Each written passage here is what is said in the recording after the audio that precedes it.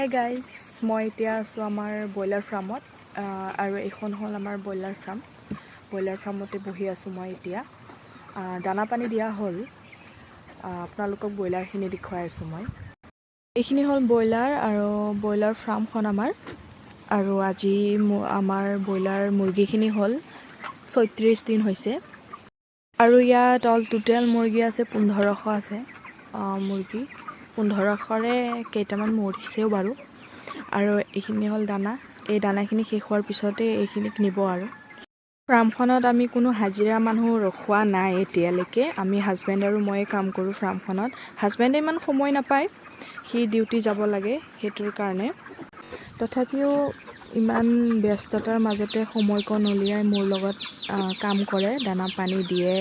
দানা পানী দিয়াৰ পিছত হাজবেণ্ডে যায় ডিউটি। আৰু আজিৰ ভিডিঅ'টো কেনেকৈ লাগিল কমেণ্ট কৰি জনাব। বাই বাই সকলোকে।